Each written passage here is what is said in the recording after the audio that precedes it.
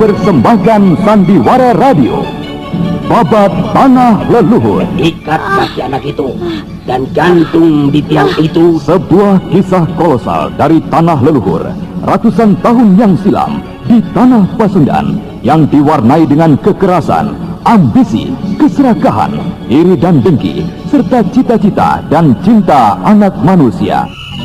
Naskah disusun oleh Isar Sponsen, ide cerita C.C. Suhyar, teknik dan montase Yadi Enos, musik oleh Ari Sabar, dengan sutradara Thomas Agi.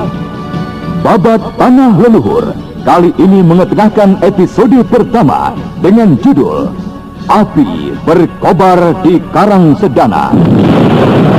Didukung oleh Eli Ermawati sebagai Anti Wulan, Bahar Mario sebagai Raden Setakling, Chris Urspon sebagai Raden Saka Palwaguna, Hana Pertiwi sebagai Sariti, Suryadin sebagai Ki Jagalpati, Tata Burhan sebagai Sampar Angin, Rio sebagai Purbaya, Ana Sambayon sebagai Rara Angken, dan pengantar cerita Lukman Tambose. Selamat menikmati.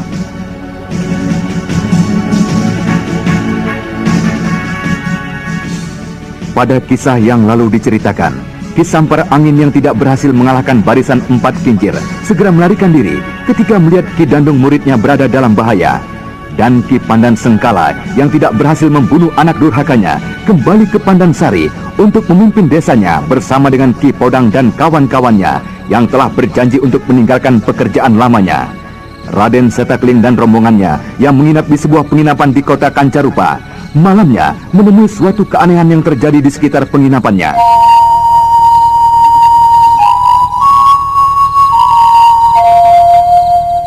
Setelah Raden Setakling merasa yakin bahwa pasar itu tidak dibubui racun, segera dicabutnya dan dibacanya pesan pada daun lontar itu. Pesan ini agaknya untuk kita, tapi entah apa artinya. Kau bacalah, Adisaka. Baik, Kakang. Mencari makan dengan bekal kaleng dan tongkat. Mencari kawan dengan bekal kejujuran dan niat. Sepotong daging, semangkuk sayur, dan sepiring nasi yang diberikan dengan hati bersih dan tanpa pamrih, bernilai setinggi gunung dan sedalam lautan budi, akan kami bayar dengan taruhan nyawa kami. Aneh sekali, seperti sajak seorang pengemis. Pengemis? Ya, Adisaka. Ya. Apakah... tapi tidak mungkin. Kenapa, Kakang Seta? Ada apa?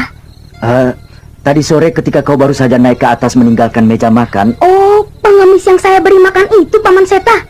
Ya, mungkin. Adi Wulan, ketika kau baru saja naik, Raden Purbaya memberikan makan pada seorang pengemis tua yang datang meminta sedekah. Kakang, apakah mungkin pengemis itu adalah seorang sakti yang sedang dalam penyamaran? Aku tak tahu. Mungkin saja. Kakang, aku akan keluar dari sini. Kalian tunggulah. Akan kutanyakan pada orang-orang yang berjaga di sekitar penginapan ini. Tunggu, Adi Wulan. Biar kau kutemani. Adi Saka dan Adi Awu, kau tunggulah di dalam sini ya. Baik, Kakang Seta. Mari, Adi Wulan.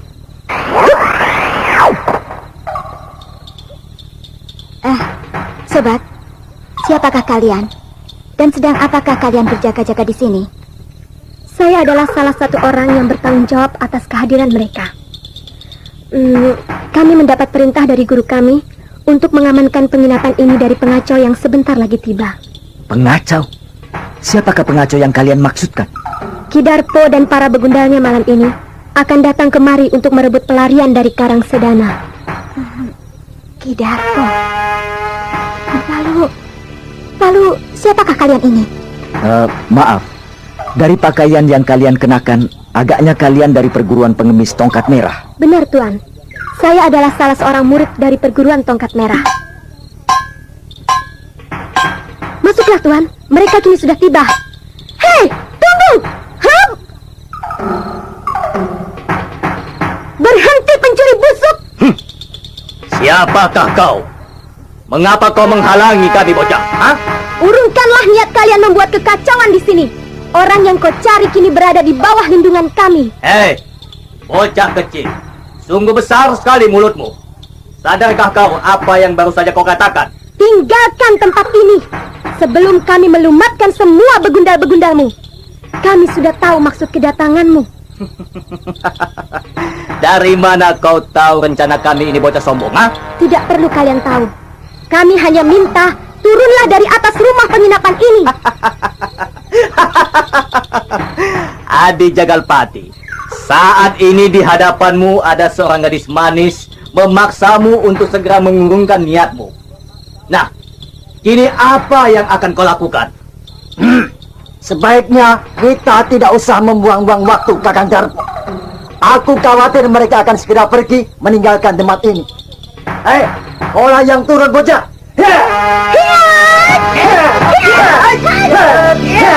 Jagalpati yang menjadi tidak sabaran melihat Ki Darpo yang melayani bocah perempuan itu berbicara panjang lebar.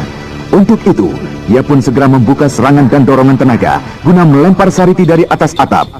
Akan tetapi, yang terjadi justru sebaliknya.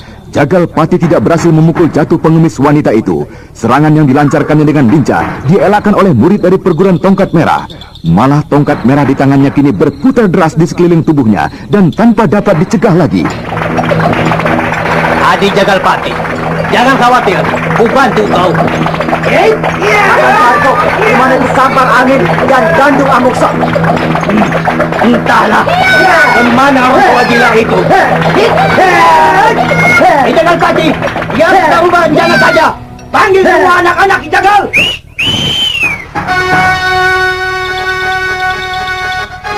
Siulan Ki Jagalpati yang memecah kesunyian malam terdengar hingga keempat penjuru penginapan.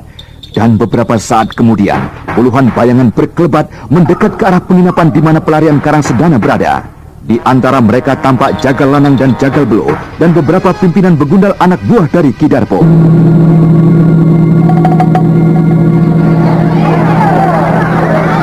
Berapa banyak kawan yang kau siapkan, bocah bodoh? Hah? Kami datang dengan 40 orang teman. Kakang Darpo, cepat selesaikan bocah surga ini. Tugas kita dapat berantakan jika melayani terlalu lama. Kakang Seta, apakah kita akan berdiam diri saja sementara mereka mengadu nyawa untuk kita? Sabar. Kau lihatlah, gadis itu kukira masih dapat melayani Ki Darpo dan kawannya. Dan lihatlah, kawan-kawannya yang lain semuanya juga kukira akan berhasil menahan tekanan pasukan dari Karang Sedana. Iya, tapi kedua tanganku gatal sekali melihat keadaan ini, Kakang. Sebaiknya kita di sini saja, Wulan. Kita dapat segera kembali ke kamar jika terjadi apa-apa dengan Nyai Angken dan Purbaya. Ketika sedang asik berbincang sambil memperhatikan suasana pertempuran, Raden Setakling dan Anting Wulan tiba-tiba dikejutkan oleh suara kecil dari atas pohon yang tak jauh dari tempatnya. Enak sekali duduk di sini, Kek. Kau pandai sekali melompat setinggi ini. Kakang, lihat, itu di atas sana. Oh, celaka. Mengapa bisa sampai begitu? Tunggu Adi Wulan. Jangan terburu nafsu. Aku percaya dengan orang tua itu. Sebaiknya kita lihat ke dalam saja. Ayo. Hup.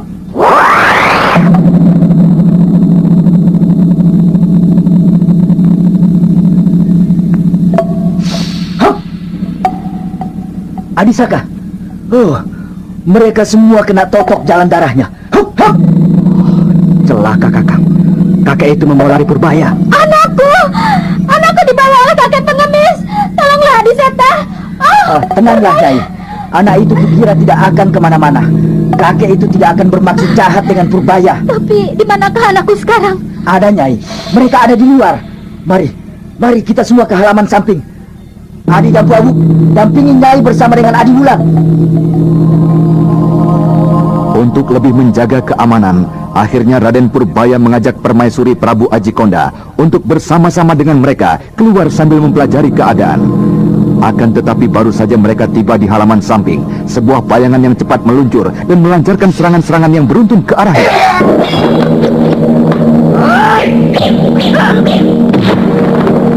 Hadapi dengan barisan empat bintang.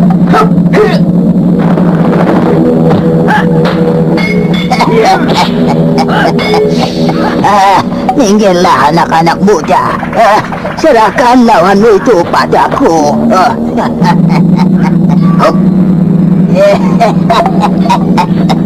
Samparangin. Kenapa kau sekarang mulai kembali menyibukkan dirimu dengan urusan anak-anak? Ayo, lepaskan mereka, Samparangin. Sore tadi, anak ini sudah memberiku makanan. Sepotong daging, semangkuk sayur, dan sepiring nasi.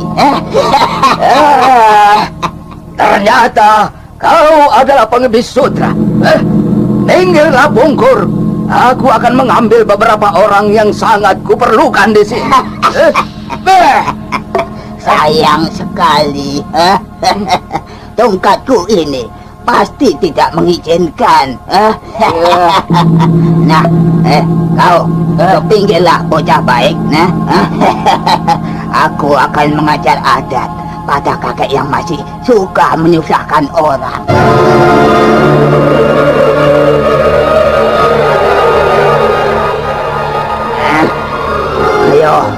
Ayolah Samparangin. Aku sudah siap melayanimu. Pengemis rendah, sampah kota. Ku hancurkan kepalamu dengan rantaiku ini.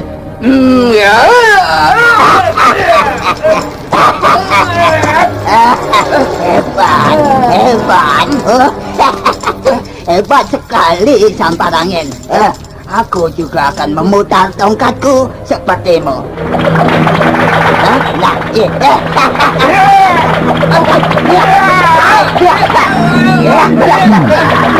Kakek pengemis itu benar-benar hebat. Kalian lihat, Ki Samparangin dibuatnya tidak berdaya dengan jurus-jurus tongkat merahnya.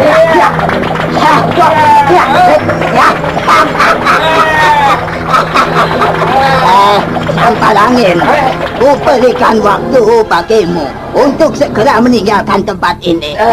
Dan jangan mengganggu mereka lagi. Saat ini aku masih belum berminat untuk bertempur. Ayo, pergunakanlah kesempatan ini sebelum aku merubah pikiranku. Kau memang unggul kali ini, Bungkur. Tapi aku akan menemuimu satu saat untuk menebus penghinaan ini. Ki Samparangin yang menyadari keadaan segera meninggalkan arena pertempuran setelah memberi tanda kepada Ki Dandung Amoksa yang tengah terlibat dalam pertempuran dengan beberapa orang pengemis dari tongkat merah. Demikian pula dengan Ki Darpo dan Jagalpati yang juga mendapat kesulitan untuk mengalahkan Sariti, segera meninggalkan arena mengikuti Ki Samparangin.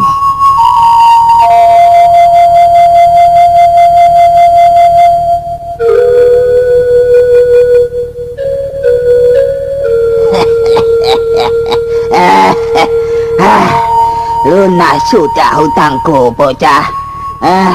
Sepotong daging, semangkuk sayur, dan sepiring nasi sudah lunas ku bayar malam ini juga. Kakek tua, Ya, saya mengucapkan banyak terima kasih atas semua bantuan kakek. Tapi jika saya boleh tahu, dari manakah kakek mengetahui rencana mereka? anak muda. Peristiwa apakah yang tidak dapat diketahui oleh Parang Pungkur? Apapun yang terjadi di dunia kependekaran di tanah Jawa dan Pasundan ini pasti ku ketahui. Tanyakan saja pada gurumu, siapakah aku ini? Baiklah jika demikian. Tapi ada satu hal yang ingin saya tanyakan pada kakek. Stop. Simpan saja dulu pertanyaanmu itu. Kau kembalilah beristirahat ke dalam kamarmu. Tidurlah dengan tenang. Percayalah, mereka tidak akan berani mengganggu kalian untuk sementara. Baiklah, Kek. Terima kasih. Nona, saya juga mengucapkan banyak... Cukup. Cukup kau sudah mengucapkan terima kasih padaku. Itu sudah cukup. Mereka semua muridku. Kau tidak perlu mengucapkan terima kasih satu persatu terhadap mereka. Sudah. Pergilah sana, istirahat. Ayo. Iya, Kek. Marilah, Kakang. Kita kembali ke kamar. Ayo, Cempaka, Purbaya. Terima kasih, Kek. Iya. Nah, beristirahatlah sekarang.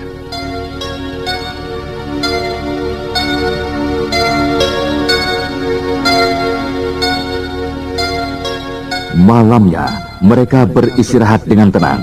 Mereka yakin bahwa untuk malam ini mereka tidak akan mendapat gangguan lagi. Keesokan harinya, mereka sarapan di rumah makan di bawah penginapannya.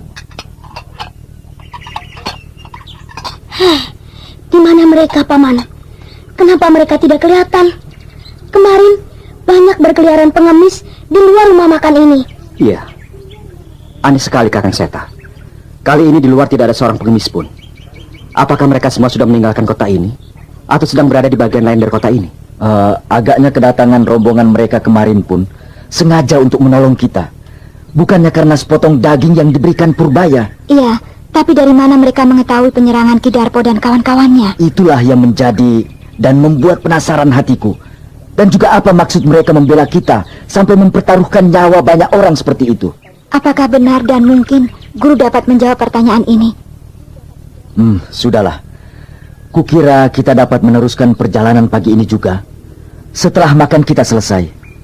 Bagaimana, Nyai? Bukankah lebih cepat sampai lebih baik? Ya, aku setuju. Lagi pula Cempaka pun kelihatannya sudah pulih kembali kesehatannya. Ayo Purbaya, percepat makanmu itu. Iya Bunda. Bu. Kakang, apakah besok pagi kita akan sampai ke Gua Larang dengan perjalanan seperti ini? Sampai, Adi Wulan. Walaupun kita tidak jelas dengan arah jalan daerah sini, aku yakin kita akan tiba di padepokan Gua Larang besok sebelum siang hari. Apakah kalian tidak merasakan sedang diikuti oleh seseorang? Lihat di belakang kalian. Ya, seorang yang sedang berkuda di belakang kita. Tapi, apakah Kakang Seta pasti orang itu mengikuti kita? Aku yakin, Wulan. Orang itu mengikuti kita. Cobalah, hentikan kuda kalian.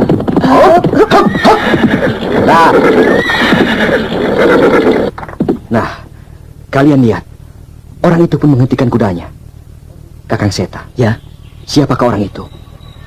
Apakah kau dapat melihat dengan jelas? Seperti... tidak. Bukan. Siapakah dia? Kakang mengenalnya? Tidak, Wulan. Aku tidak mengenalnya. Ayo, kita lanjutkan saja perjalanan kita. Heya!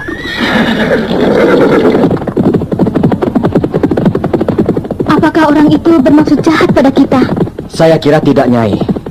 Orang itu mengikuti kita tanpa sembunyi-sembunyi. Iya, tapi apa maksud orang itu mengikuti kita? Kakang Awu, kita lihat orang itu. Ayo. Tunggu! Anting Wulan menjadi penasaran dan menjadi tidak sabaran ingin segera melihat dan mengetahui siapakah orang yang berani mengikuti mereka. Akan tetapi kakangnya Seta Keling mencegahnya. Nah, para pendengar sekalian, siapakah penunggang kuda yang mengikuti mereka?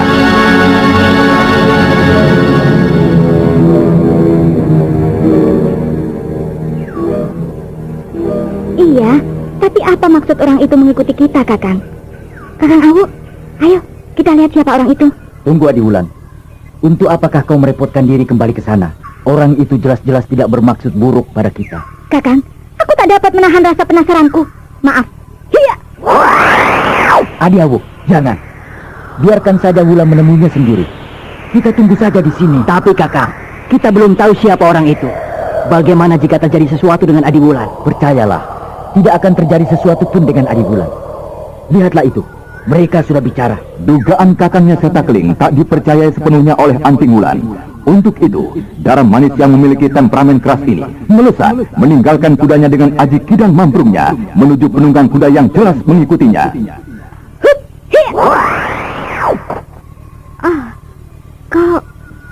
Kau murid perguruan tongkat merah? Iya, maafkan saya. Saya mengikuti kalian secara diam-diam. Apa maksudmu mengikuti kami? Apakah kau bermaksud buruk? Sama sekali tidak, Nona. Saya menjalankan perintah guru untuk menemani kalian sampai ke Gua Larang dan menyampaikan surat beliau pada guru kalian. Aku tidak perlu kalian kawal. Dan malam tadi pun, aku tidak meminta bantuan kalian. Saya tahu, Nona. Tapi semua itu saya lakukan karena menjalankan perintah guru. Apakah cara kau mengikuti kami ini pun atas perintah gurumu? Jika kau memang ingin pergi ke padepokan kami, jalanlah bersama-sama kami. Ayo. Maaf. Terima kasih. biarlah saya mengikuti kalian dengan cara seperti ini. Kau lihatlah akibat perbuatanmu ini. Kau sudah menghambat perjalanan kami. Oh, kau gadis pengemis itu? Kakang, dia akan pergi ke Gua Larang menemui guru, sekaligus menemani dan mengawal kita dalam perjalanan. Itu perintah guru. Jika begitu, baik sekali. Kita dapat bersama-sama. Mari. Maaf, biarlah saya berjalan di belakang saja. Tak baik melakukan perjalanan bersama dengan cara seperti itu. Kukira gurumu pun akan kecewa melihat caramu itu. Kakang, apakah kita akan memaksa orang yang tidak suka dengan kita? Ayolah. Nanti kawan-kawanku akan menilai lain sikapmu itu. Ayo. Oh ya, sudahlah jika kau memang tidak mau. Baiklah, aku ikut. Dan maaf jika mengganggu perjalanan kalian. Ayo kakang, kita lanjutkan perjalanan kita.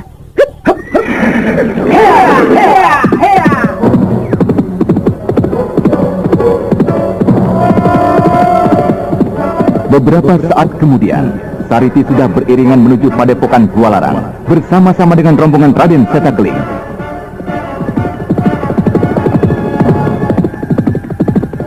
Sementara itu di Istana Karangsedana, penasihat dalam Sentana kini telah menobatkan dirinya menjadi Prabu Jaya Suntana. Saat ini Sang Prabu Jaya Suntana tengah berbincang dengan beberapa penasihatnya dan juga ditemani dengan Ki Demang Suwanda yang merupakan utusan khusus dari Ranghyang Prabu Sora dari Indraprasta untuk membantu Ki Sentana dengan 4.000 pasukannya. Tuanku Prabu, Pati Darpo telah mengalami kegagalan untuk menangkap kedua pelarian itu. Dan Aji Konda pun hingga saat ini belum didapat kepastian di mana berada dan siapakah orang bertopeng yang menolongnya. Untuk itu, saya menyarankan, untuk sementara ini, pengejaran kita hentikan saja. Kita arahkan segala usaha kita untuk mengumpulkan kekuatan. Iya. Aku setuju dengan usulmu itu, Ki Demang. Akan tetapi jika saja aku sudah mempunyai kekuatan yang cukup, apakah mungkin aku dapat mengambil kedua pelarian itu dari Gua Larang dan melampiaskan dendamku pada anak-anak murid Gua Larang itu? Kenapa tidak mungkin, Tuanku? Kenapa tidak mungkin? Tuanku khawatir karena Padepokan Gua Larang itu dipimpin oleh Resi Wanayasa, Paman Mahaprabu Sana dari Galuh. Benar, Ki Demang. Hal itulah yang justru menjadi bahan pikiranku, yang membuatku resah sejak kemarin ketika kabar itu kuterima. Jangan khawatir, Tuanku. Percayalah, Baginda Ranghyang Prabu Sora telah menjanjikan akan membantu apapun yang Tuanku inginkan, termasuk membalaskan dendam yang Tuanku katakan tadi. Asalkan mulai saat ini, Tuanku harus mulai menyiapkan membina paling sedikit 10.000 tentara untuk kelak dipinjamkan pada Ranghyang Prabu Sora. Ya, aku mengerti, Ki Demang.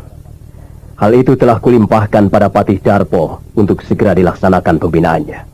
Jika demikian halnya, hamba kira hamba sudah boleh kembali dengan separuh pasukan hamba dulu.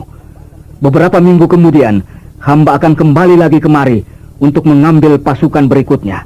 Ya. Dan tentu saja dengan membawa kabar tentang bantuan khusus untuk membalaskan dendam Tuanku pada Gua Larang dan pada pelarian itu. Ya, bagus, Ki Demang. Terima kasih atas semua bantuanmu. Ternyata di balik kebaikan dan bantuan yang diberikan oleh Ranghyang Prabu Sora dari kerajaan Indraprasta tersimpan pamrih besar, yaitu persetujuan dari Ki Jaya Suntana yang kini telah bergelar Prabu Jaya Suntana untuk kelak menyediakan tentara sebanyak 10.000 jiwa pada Indraprasta. Sementara itu, rombongan remaja yang menuju ke Gua Larang kini hampir memasuki batas desa terakhir sebelum tiba di padepokan mereka. Hoi! Berhenti sebentar!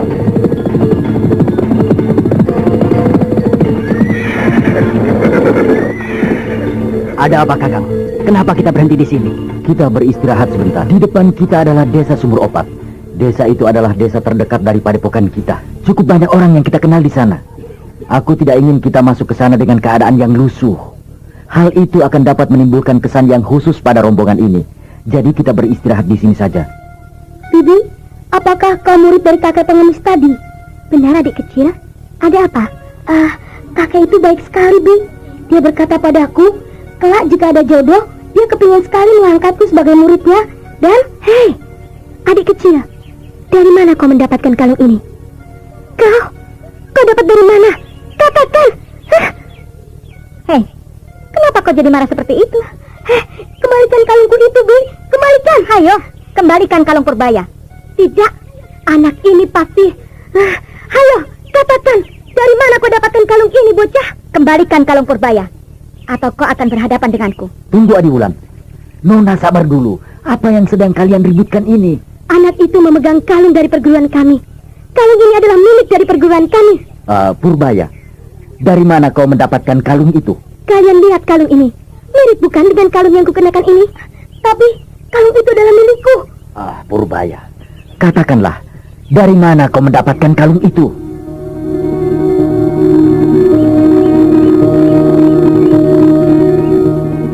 Raden Purbaya menahan kekesalan hatinya mendapat tekanan dari kiri dan kanan.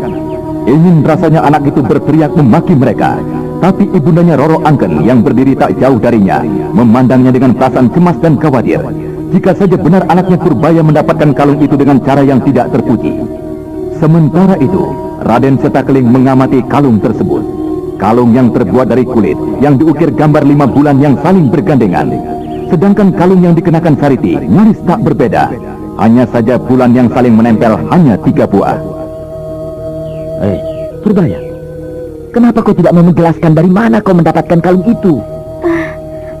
Kakek itu yang memberikan pada saya. Guru yang memberikan padamu.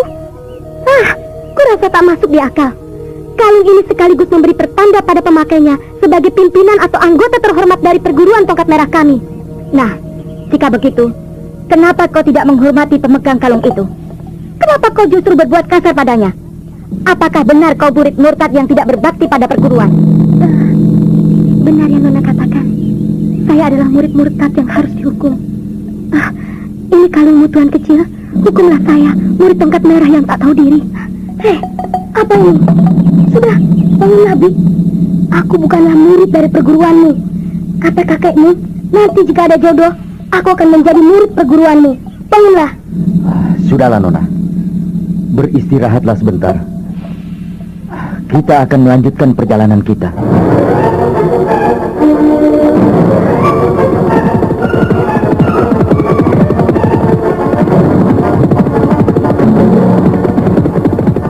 Beberapa saat kemudian, ketika senja sudah mulai turun, rombongan itu tiba di dusun yang sering dikunjungi. Dusun Sumur Opat adalah sebuah dusun kecil yang terletak hanya beberapa jam perjalanan dari Padepokan Gualarang. Kakang, malam ini kita beristirahat di mana? Kita tidak dapat tidur di rumah kepala desa. Rombongan kali ini banyak sekali. Ya, kita langsung ke balai desa saja. Di sana kita dapat menjumpai Aki Sura, penjaganya yang telah kita kenal. Kakang, lihat itu, Madeludira dari bagian perpustakaan. Mau apa anak itu keluyuran sampai kemari? Iya, melihat gerak-geriknya mencurigakan sekali. Biar, akan kutegur dia. Jangan ditegur, Adi Awu. Memang agak mencurigakan sekali anak itu.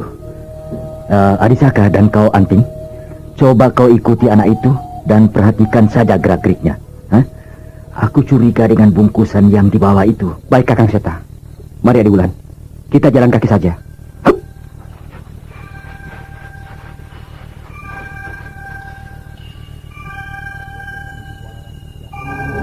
Padepokan Gualarang sudah di hadapan mereka. Penduduk desa Sumur Opat yang berlalu lalang banyak yang mengenal mereka. Karena itu, Anting Wulan dan kakangnya Saka Palwaguna mengikuti Madeludira, salah seorang saudara seperguruannya dari Gualarang, dengan sangat hati-hati, sambil sekali-sekali mengangguk dan menjawab sapaan setiap penduduk yang menegurnya. Mau kemana anak itu? Dia terus saja. Apakah dia ingin keluar dari Sumur Opat ini? Kukira tidak, Adiwulan. Jika dia harus pergi keluar dari Sumur Opat, untuk apa dia melalui pusat keramaian desa ini? Oh betul, Kakang. Lihat, dia menuju ke arah rumah besar di ujung desa ini. Aku curiga sekali dengannya, Kakang. Betul. Terutama dengan bungkusan yang dipegangnya dengan sangat hati-hati sekali. Rumah siapakah itu, Kakang? Itu adalah lumbung padi yang telah tidak terpakai lagi, Adiwulan. Ayo, kita coba dekati. kita dapat mengintipnya dari samping lumbung itu, Adiwulan. Ayo.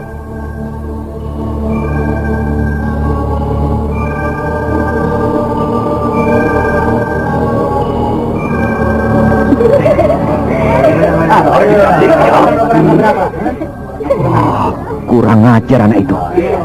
Dia datang kemari ternyata untuk melampiaskan nafsunya. Mari Kakang, kita beri pelajaran anak itu. Benar-benar membuat malu nama Eyang Resi. Sebentar, Adiwulan. Aku ingin mengetahui lebih jauh lagi. Aku masih merasa curiga dengan bungkusan yang dibawanya. Kakang Made, ayolah. Kenapa tidak ikut main dengan yang lain?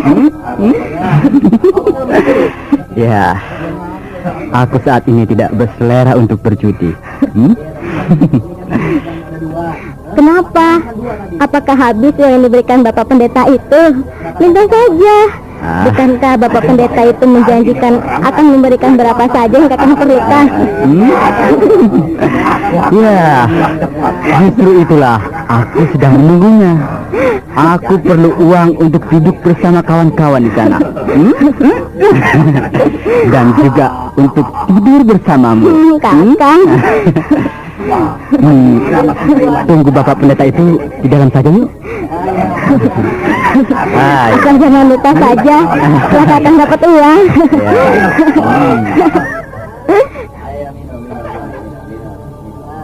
Setan, iblis bejat, kubunuh anak itu. Anting Wulan yang melihat ulah dari Made Ludira, salah seorang saudara seperguruannya di Gua Larang, menjadi menggelegak emosinya. Dan ketika saja gadis itu siap untuk melompat, Sakapal Waguna yang berada di sampingnya segera mencegahnya. Sebelah tangannya memeluk tubuh Anting Wulan, dan tangannya yang lain menutup mulut gadis yang sedang kalap itu. Tenang, agaknya di sini telah terjadi satu peristiwa yang lebih dari sekedar perbuatan kotor Made Ludira.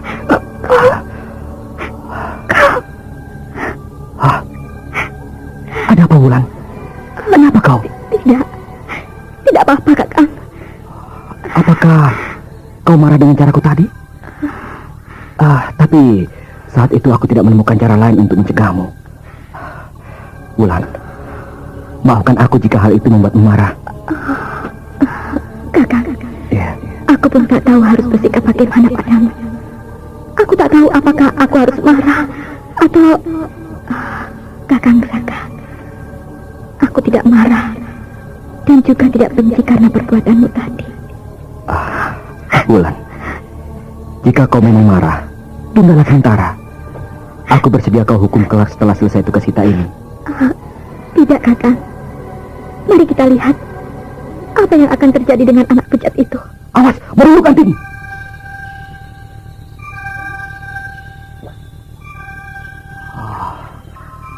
Agaknya itulah orang yang kita tunggu-tunggu. Pendeta itu, Kakang? Ya.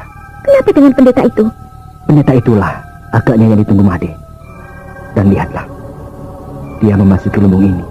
Apakah kau pernah melihat pendeta memasuki tempat kotor seperti ini, Wulan? Iya. Kau benar, Kakang. Tidakkah kau lihat tadi mata pendeta itu tidak seperti halnya mata pendeta lainnya yang memancarkan sinar welas asih? Benar, Adi. Aku melihat sinar yang kuat dan ganas yang terpancar dari mata pendeta itu.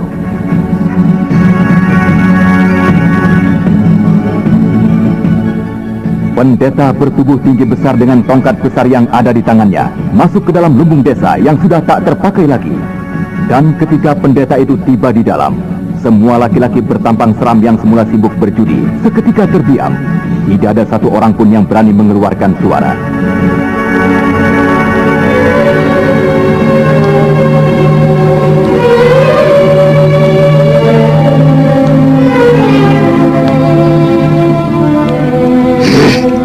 Di mana Made Ludira? Hah? Aku mencari orang itu. Apakah dia sudah datang? Tuan Pendeta sudah datang. Saya sudah sejak tadi menunggu di sini. Sebaiknya kita bicara di tempat lain saja. Ayo, cepat. Kutunggu kau di luar. Kenapa kalian semua diam saja? Ayo, teruskanlah permainan kalian.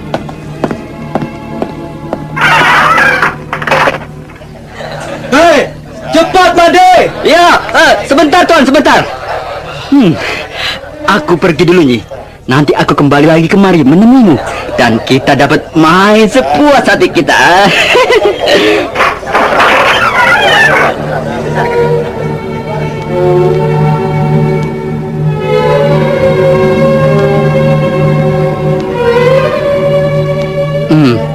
Kenapa tidak di sini saja, Tuan Pendeta? Apakah Tuan tidak membawa uangnya?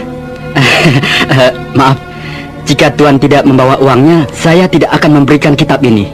Saya mendapatkan kitab ini dengan resiko yang besar. Jangan khawatir, aku akan memberikan imbalan sesuai dengan yang kujanjikan. Tapi aku akan melihat dulu, apakah kau membawa barang yang benar-benar kubutuhkan, Tuan dapat melihatnya nanti, Tuan. Ayo, kemana kita akan pergi? Itu, kita ke pinggir sungai kering di sana itu. Ayo.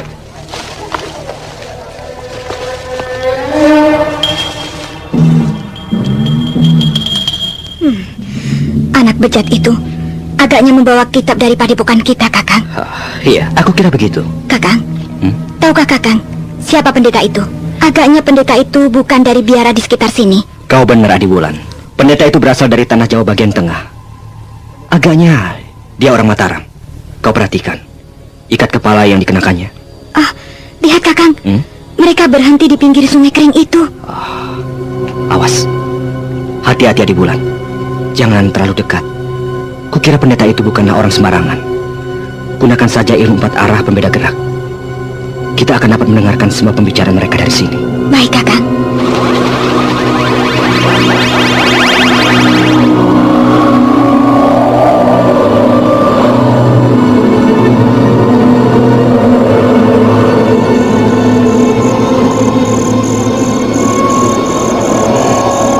Mana, Made? Keluarkanlah kitab itu. Ayo. Iya, Tuan, iya. Tapi kuharap Tuan Pendeta mau sedikit menambah imbalan yang semua dijanjikan. Karena ya, seperti yang saya katakan tadi, ini saya dapatkan benar-benar melalui perjuangan dan resiko yang sangat besar, Tuan. Sudah, jangan kau khawatir. Keluarkan saja kitab itu. Ayo. Iya, iya. Ini, Tuan, ini.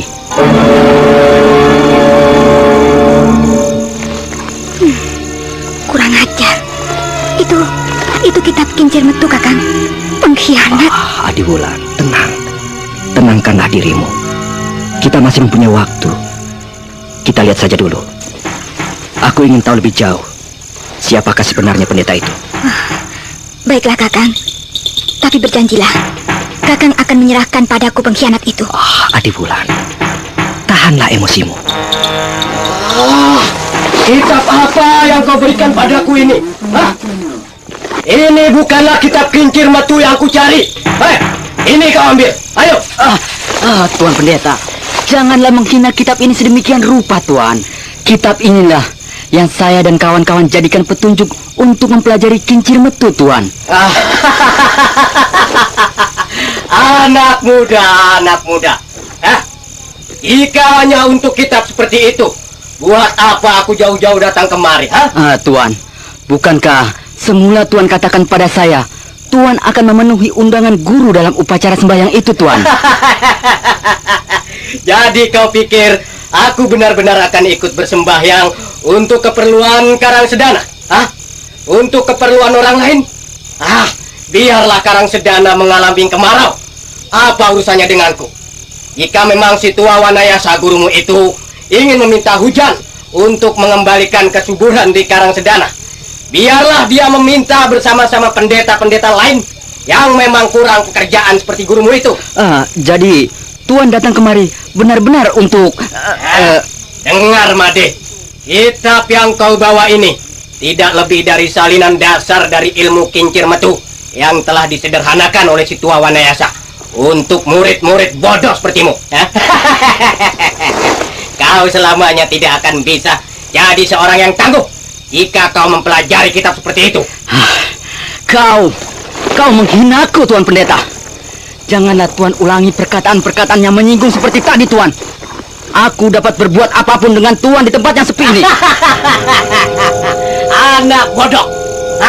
Apa yang dapat kau berbuat denganku di tempat sepi? Meremukkan mulutmu yang lancar itu sudah pasti. Ini kau rasakan pendeta lancang. Ayo.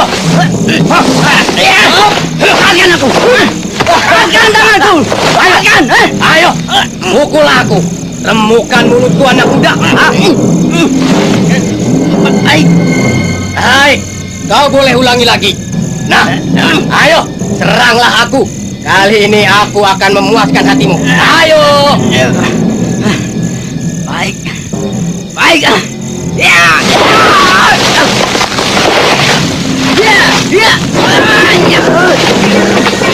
Made Ludira, salah seorang dari murid Gua Larang yang juga merupakan adik seperguruan dari Raden Saka Palwaguna dan Antingwulan, kini menjadi bulan-bulanan dari pendeta tinggi besar itu.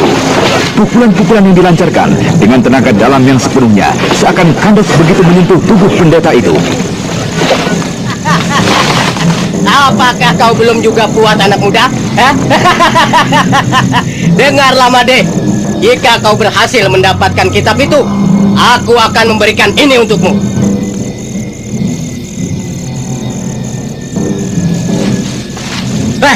Kenapa kau terkejut melihat permata ini, Bukankah tadi kau katakan tentang resiko besar? Nah, jika kau berhasil mendapatkan kitab yang asli, permata ini akan kuberikan padamu. Dengan batu-batuan ini, kau akan dapat berjudi sepuas hatimu selama setahun tanpa khawatir akan kehabisan uang. Tapi kitab yang kau maksudkan itu tak kutemui dalam ruang kitab yang aku jaga.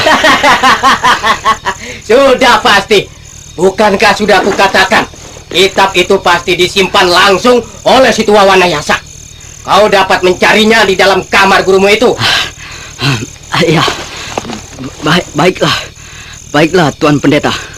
Saya akan mencoba untuk mendapatkan kitab itu. Bagus anak muda. Tapi jika saya sudah berhasil mendapatkannya, di mana saya segera dapat bertemu dengan Tuan? Kau datanglah ke tempat ini. Aku akan berada di sekitar sini. Bawalah kitab itu kembali. Aku tidak memerlukan yang seperti itu. Untuk sementara, biarlah permata ini kupegang. Nanti akan segera menjadi milikmu jika kitab itu sudah kau dapatkan. Baiklah, saya segera kembali saja ke Padepokan. Nah, berangkatlah anak muda.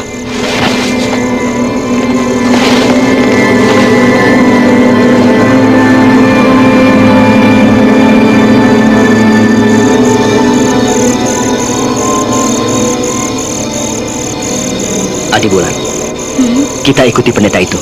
Tapi Kakang, Made akan mencuri kitab pusaka guru. Kukira dia tidak mungkin akan melakukannya malam ini. Adiwulan, hampir 1 bulan sudah kita meninggalkan Padepokan. Agaknya yang resi sudah hampir siap dengan rencananya yang direncanakan dulu pada kita. Rencana apa, Kakang? Sebentar, Adiwulan. Lihat, pendeta itu pergi dari sana. Kita ikuti. Aku ingin tahu apakah dia masih mempunyai kawan atau kelompok. Ayo. Cepat, Adiwulan. Langkah pendeta itu benar-benar cepat. Kakang, dia menuju ke gubuk kecil itu. Bagaimana kita dekat ke sana? Jangan, Adiwulan. Di tempat yang sunyi ini, gerak dan nafas kita pasti akan mudah terdengar oleh pendeta itu. Jika demikian, kita coba dengan 4 arah pembeda gerak. Kita harus tahu dengan pasti apa ada orang lain di gubuk itu. Baiklah, mari.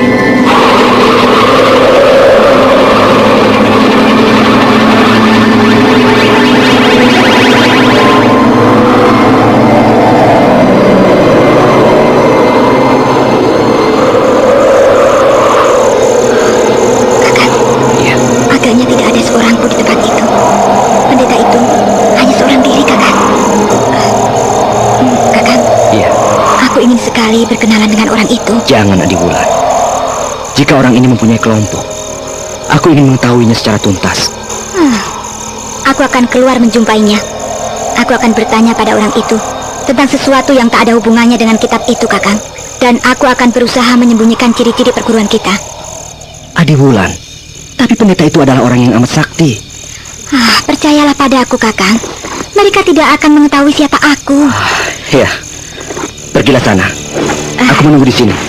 Terima kasih, Kakang. Aku akan pergi.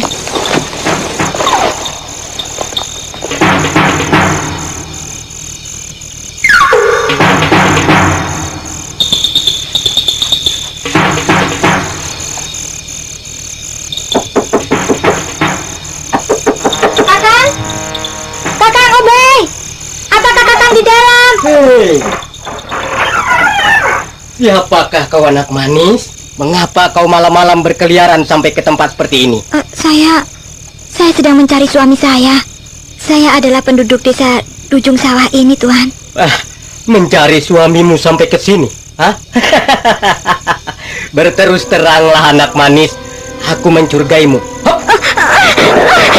Lepaskan saya, Tuan! Lepaskan saya!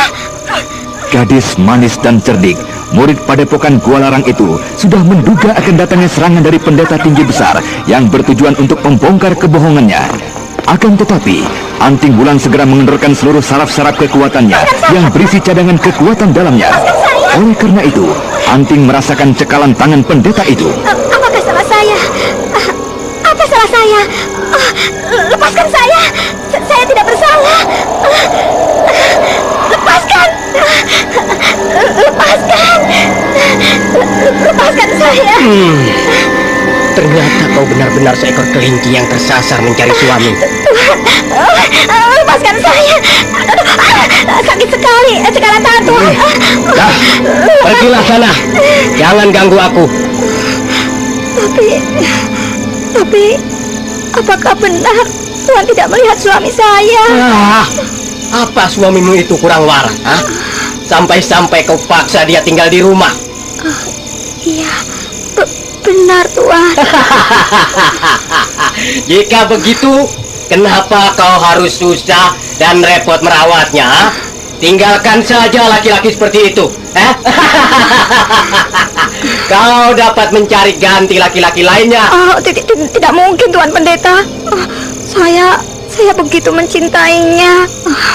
Saya tidak mungkin meninggalkannya. Dia ayah dari satu-satunya anak saya. Tuan Pendeta, apakah Tuan dapat menolong menyembuhkannya? Jika Tuan dapat menolongnya, saya akan mencarinya, dan besok atau lusa saya akan menyerahkan suami saya itu pada Tuan. Aku tidak mempunyai banyak waktu, anak manis. Besok sore mungkin aku sudah tidak berada di sini.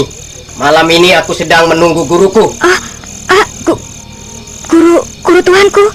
Oh, tentu ia pandai menyembuhkan orang seperti suamiku. Sudahlah, sudah cukup aku melayanimu, anak manis. Kau lihat, aku sudah mulai bosan dengan kehadiranmu. Ayo pergi. Baik, Tuan. Wulan, kau benar-benar membuatku cemas ketika pendeta itu mencengkram tanganmu. Iya, Kakang. Aku mengetahui dari pendeta itu bahwa saat ini ia sedang menunggu kedatangan gurunya. Iya, aku sudah dengar semuanya, Wulan. Aku melihat sambil mengeterapkan aji 4 arah pembeda gerak. Akan tetapi, sayang sekali, kau tidak berhasil mengorek keterangan tentang siapa dia dan dari perguruan mana asalnya. Aku tak dapat memaksanya, Kakang. Dia sudah terlanjur kesal dan jadi tak senang dengan kehadiranku. Akan tetapi, aku mendapatkan sesuatu yang dapat melacak asal-usul pendeta itu, Kakang. Adi Wulan, apa itu? Aku melihat pada lengannya ada sebuah tanda yang mungkin merupakan ciri perguruannya. Tanda apa itu, Adi Wulan? Gambar seekor kelelawar yang dikurat pada kulit lengannya, Kakang. Kelelawar? Iya. Rasanya yang meskipun tidak pernah bercerita tentang tanda-tanda itu, Wulan. Nah, Kakang, kita harus segera tiba di Padepokan. Iya, kau benar, Wulan. Aku khawatir kesibukan Yang Resi esok hari akan dimanfaatkan oleh anak bejat itu. Akan kuhajar anak bejat itu. Jangan, Anting Wulan. Kau tidak boleh serampangan dan sembrono. Made Ludira adalah saudara seperguruan kita. Kita tak dapat menangkapnya dan menuduhnya dengan begitu saja. Akan tetapi, Kakang, iya, jelas-jelas anak itu sudah melakukan pencurian kitab kincir metu di ruang kitab Padepokan. Tapi kita dapat dikatakan memfitnah oleh saudara-saudara kita di Padepokan. Aku yakin Yang Resi dapat mempercayainya. Iya, kau benar, Wulan. Akan tetapi, bukankah lebih baik jika kita berhasil menangkap Basana itu? Dengan demikian, seluruh penghuni Padepokan tidak akan ada yang memiliki kesan bahwa kita mengada-ada atau memfitnah. Ya, baiklah. Baiklah, Kakang. Nah, jika demikian, ayo kita segera kembali ke sumur obat. Kakang Seta dan yang lainnya tentu menjadi bingung dengan kepergian kita yang cukup lama ini. Ayo, Wulan. Kedua remaja yang telah berhasil menyelidiki gerak-gerik dari Made Ludira akhirnya kembali ke sumur obat menemui rombongan mereka. Mereka berniat untuk segera pergi mendahului rombongan mereka ke Padepokan setelah membicarakannya dengan Raden Setakling kakangnya.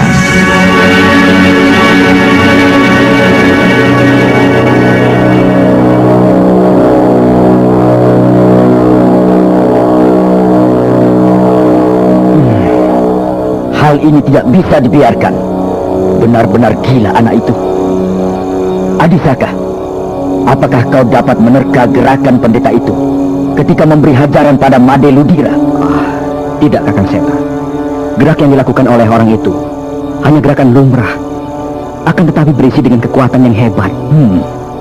Menghadapi Made yang jauh tingkatannya, ia sedikit pun tidak mengeluarkan gerak ataupun jurus ciri perguruannya.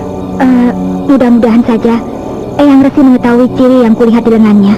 Kukira gambar itu hanyalah sekedar guratan biasa yang sengaja dibuat, Adi Wulan.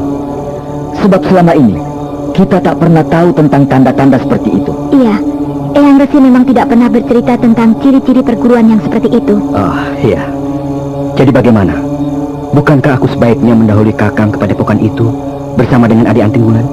Ya, kukira itu satu-satunya jalan terbaik untuk menyelamatkan kitab itu, Adisaka. Akan tetapi, kau tidak perlu berangkat saat ini juga. Kau dapat beristirahat beberapa saat. Nanti ketika fajar mulai menyingsing, nah, barulah kau berangkat. Dengan Kidang Mangpurung, kau akan dapat tiba di sana sebelum hari menjadi terang betul. Dan Eyang Resi belum meninggalkan kamar semadinya. Baik, Kakang. Adi Wulan, ayo kita istirahat.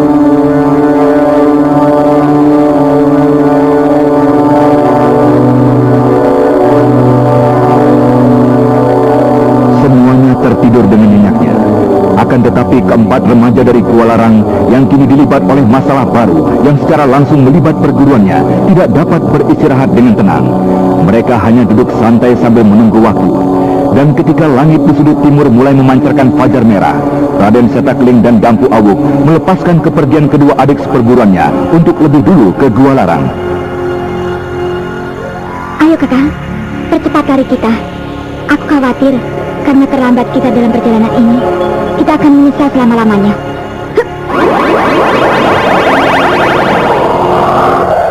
Jangan khawatir, Adi Wulan. Dengan Kidang Mangpung, kita akan tiba sebelum Eyang Resi keluar dari kamar semadinya.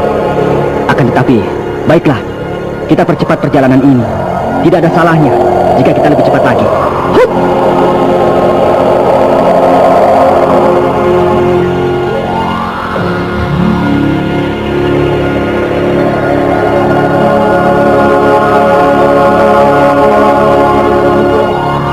Padepokan Kualarang adalah sebuah tempat di mana para anggota dan murid-muridnya menimba ilmu, baik lahir maupun batin. Mereka yang telah sah dinyatakan sebagai anggota atau murid-murid dari padepokan tersebut adalah yang telah dinyatakan lulus dalam ujian saringan. Padepokan mempunyai suatu keistimewaan yang sangat khusus yang tidak dimiliki oleh padepokan-padepokan lain di tanah Jawa. Hampir setiap tahun padepokan tersebut dikunjungi oleh Mahaprabu Sana, Maharaja besar di tanah Pasundan. Karena pimpinannya adalah Eyang Resi Wanayasa, merupakan paman dari Mahaprabu Sana. Kakang, lihatlah itu padepokan kita. Iya. Rindu sekali aku rasanya pada alam ini. Lihatlah, Kakang, sungai kecil yang mengitari pagar padepokan kita. Dan lihat, tanaman sayur mayur di sepanjang dan di sekitarnya masih dapat tumbuh walaupun kemarau melanda sampai ke tempat ini. Iya, Adi Anting. Semua itu dikarenakan kurnia Dewata yang masih menghidupi 9 mata air dewa kita. Ayo, Adi Wulan, kita temui Eyang Resi di kamarnya. Mari, Kakang.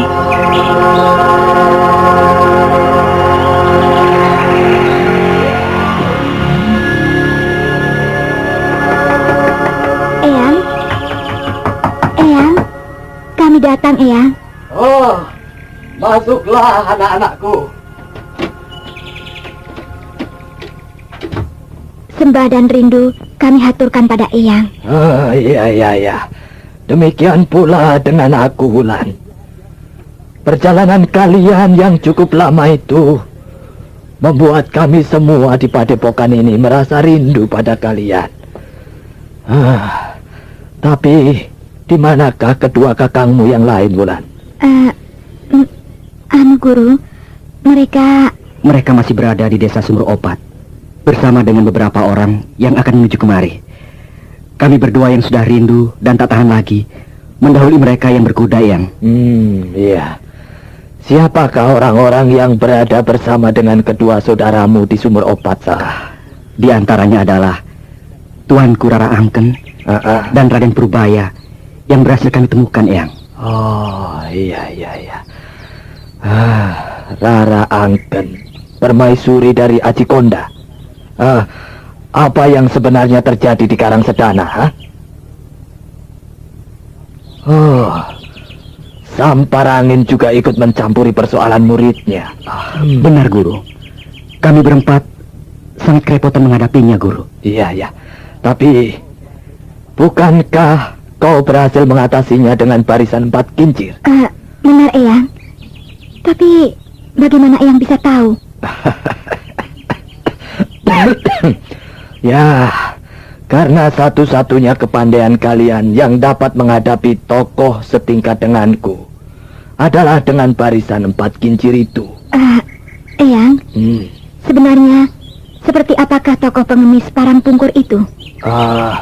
Kau bertemu dengan maksudku dengan si gila pungkur itu? Iya. Mungkin jika tidak ada pertolongan dari kakek itu, kami akan kerepotan menghadapi Ki Sampar Angin yang kembali mengejar dan bergabung dengan tokoh-tokoh dari Istana Karangsedana. Iya, Eyang. Sebenarnya perjalanan kami cukup kami rahasiakan. Begitu pula dengan penyerangan mereka. Tapi kakek itu sudah mengetahuinya lebih dahulu. Ya, tentu saja dia akan dapat mengetahuinya. Dia adalah raja pengemis di seluruh Jawa dan Pasundan. Murid-muridnya berkeliaran di antara pengemis sungguhan di setiap wilayah. Jaringannya sangat luas dan rapi. Jadi kau tidak perlu heran jika dia mampu dan bisa mengetahui hampir setiap kejadian besar di tanah Jawa dan Pasundan. Tapi kenapa ia berkeliaran sampai kemari? Si tua gila itu biasanya berada di sekitar Mataram di Jawa. Oh ya? Mungkin pertanyaan Eyang itu sebentar lagi akan terjawab. Seorang muridnya ikut bersama rombongan kami. Dan menurutnya, ia hendak menyampaikan surat pada Eyang. Iya. Baiklah, kita tunggu saja anak itu. Mudah-mudahan si tua gila itu tidak datang pada saat upacara sembahyang nanti. Aku tentu akan merasa kewalahan dengan ulahnya yang pasti merepotkanku. Eyang, apakah orang itu dapat digolongkan dalam kelompok pendekar golongan putih? Oh, tentu saja, Wulan. Dia adalah seorang pendekar yang baik. Akan tetapi, kelakuannya yang agak brutal dan gemar menggoda orang dapat merepotkan aku. Pungkur. Dia itu sangat baik sekali padaku. Dan juga pada setiap orang? Iya, juga pada setiap orang. Memangnya kenapa? Ada apa, Wulan, hingga kau berkata demikian? Mereka membantu kami saat itu cuma karena ingin membalas budi kebaikan Raden Purbaya yang telah menolongnya, memberi makan, dan tidak merendahkannya yang saat itu sedang mengemis di tempat makan kami. Ya. Memang demikianlah tabiat Pungkur si tua gila itu.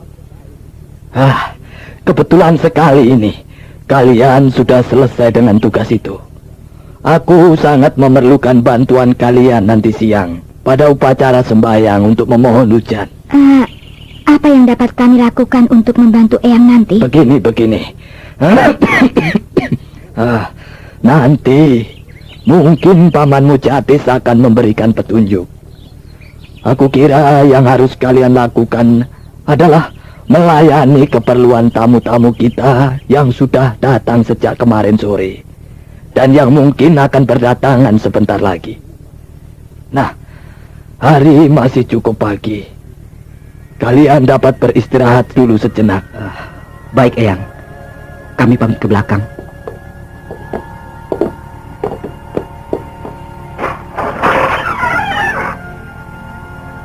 Kakang, Ya. kita mencari Adi Madeludira. Iya, kita akan mencarinya. Dan kemudian memperhatikan gerak-geriknya.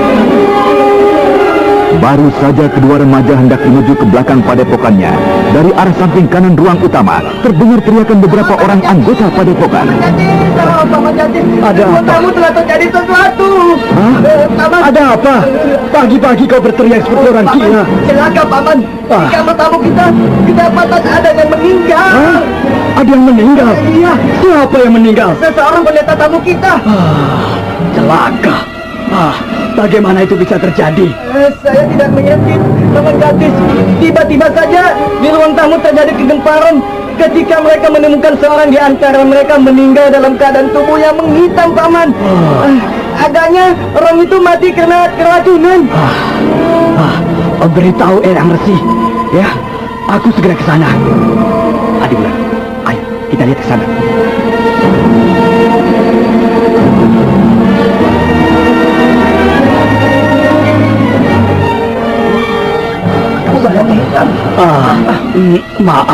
Maaf tuan-tuan pendeta. Biar saya melihat keadaannya. Celaka, Bulan. Tentu kejadian ini berkaitan dengan Madeludira. Maksud Kakang? Eyang Resi pasti sedang menuju kemari, meninggalkan kamarnya dan... Ayo Kakang, kita lihat ke sana. Ayo.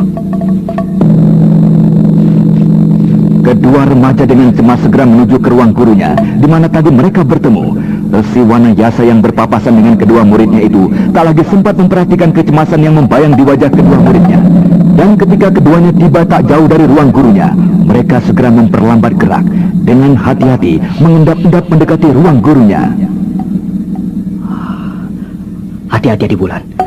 Jangan sampai kau terlihat oleh bajingan itu. Aku yakin ini semua ada ulahnya. Pasti Made akan mempergunakan waktu secepatnya pada saat semua dalam keadaan panik dan cemas seperti ini. Lihat, itu dia orangnya, Kakang. Licik sekali orang ini. Untuk kita segera dapat mencium niatnya. Lihat, Kakang. Made mendekati kamar Eyang Resi.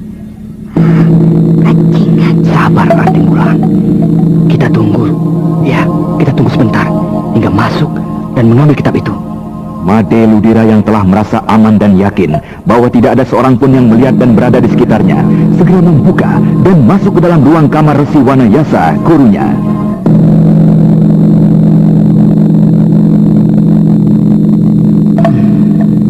Ya, pasti kitab itu diletakkan di peti ini.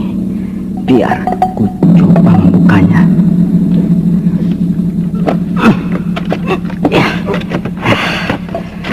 Ya,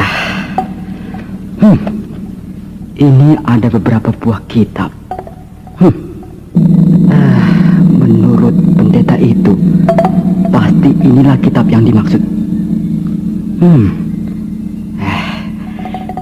Kepalang basah, sebaiknya ku ambil saja semuanya. 4 buah kitab ini. Ya, ya, beres. Nah, aku harus segera meninggalkan padepokan ini, menukarkan kitab ini, dan segera pergi jauh dari sini. Agaknya tak ada seorang pun yang berada di sekitar kamar ini.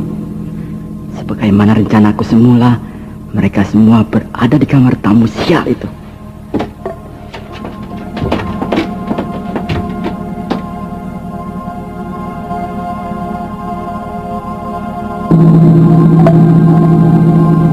Ayo Kakang, anak itu sudah membawa kitab itu keluar dari kamar Eyang Resi. Baiklah, mari Adi Bulan. Tunggu Adi Made. Kakang Saka dan Adi Wulan. Rupanya kalian sudah kembali ke padepokan. Baru saja Adi Made. Apakah Adi Made tidak mengetahui ada pembunuhan di kamar tamu kita? Pembunuhan? Iya. Siapakah yang terbunuh, Kakang Saka? Salah seorang pendeta yang menjadi tamu kita. Ayolah, kita melihat ke sana, Adi Made. Lebih baik kalian pergi dahulu saja. Nanti aku menyusul setelah aku mengambil peralatan untuk persiapan tempat upacara di belakang. Adimade, kenapa Adimade tidak tertarik? Oh, Paman Samit, Paman Calung, kemari sebentar. Hei, mau kemana kau maling? Ayo, keluarkan kitab-kitab yang resmi. Aku tidak mempunyai urusan denganmu. Minggir. Apakah kau ingin merasakan pukulan-pukulanku, Made? Sudahlah, sabarlah Wulan, sabar. Kalian semua adalah saudara di perguruan ini. Jika kalian mempunyai persoalan, selesaikanlah secara baik-baik. Minggir kau Wulan, biarkan aku lewat. Wulan, sudahlah, jangan ribut dalam suasana seperti ini. Pecahkan dadamu.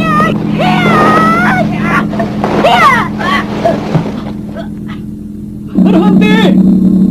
Anak gila. Ada apa kalian ribut dalam keadaan seperti ini? Wulan memukulku, Guru. Dia menghalang-halangi aku yang hendak pergi melihat kejadian di kamar tamu kita. Manusia busuk.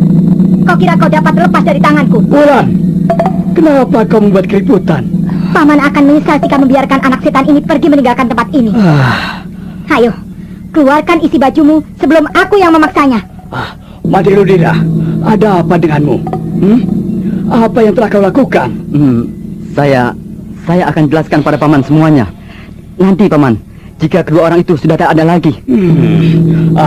Saka dan Wulan, kalian pergilah dari sini. Tinggalkan tempat ini. Baiklah. Saya akan segera meninggalkan tempat ini. Kau tidak akan kulepaskan, Made. Berhati-hatilah. Kau juga tinggalkan tempat ini, Adi Calung. Baiklah, Kakang Jatis. Nah, katakanlah padaku cepat, Made. Apakah kau sudah membuat suatu kesalahan? Iya, Paman. Kedua anak itu mencurigai aku, Paman. Dikiranya aku telah melakukan pencurian. Tapi apa yang kau sembunyikan di balik bajumu itu? Aku berhasil menemukan sebuah benda berharga dan mereka berniat hendak merampasnya, Paman. Inilah, lihat. Iya. Dengan tenangnya, Made Ludira merogoh saku dalamnya.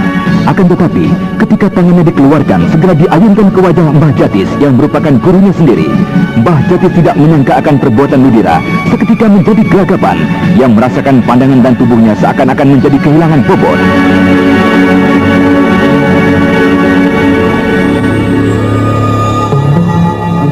Nah, katakan padaku cepat, Made.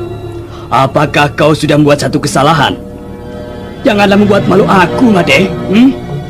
Kau adalah salah satu murid asuhanku. Kedua anak itu mencurigai aku, Paman. Mereka menuduhku telah melakukan pencurian. Tapi apa yang kau sembunyikan di balik bajumu itu? Begini, Paman. Aku berhasil menemukan sebuah benda berharga, Paman. Dan mereka berniat hendak merampasnya. Ini, lihatlah, Paman.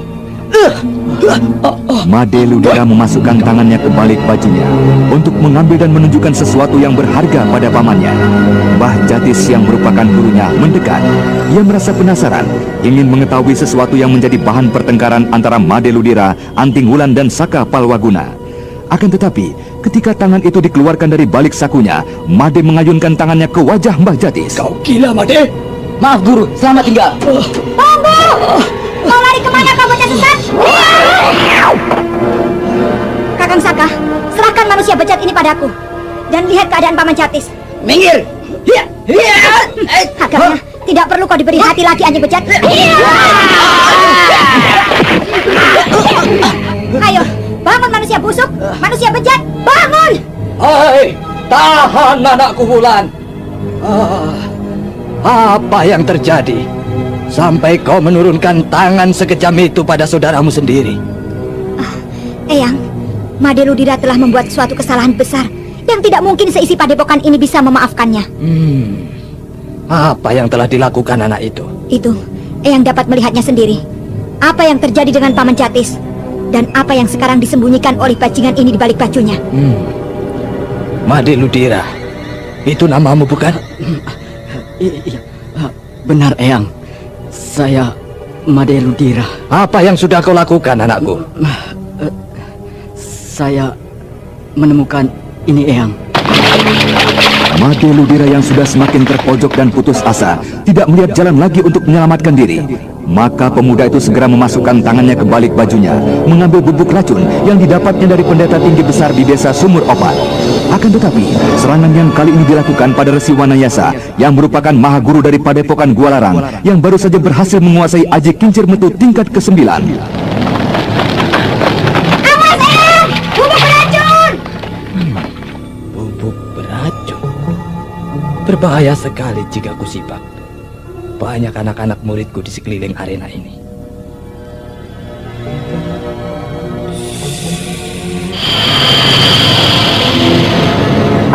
Maha Guru dari Padepokan Gualarang itu kemudian menghisap bubuk yang bertebaran di sekitarnya. Bubuk beracun itu pun tampak seperti berlomba masuk ke dalam mulut dari Resi Wanayasa.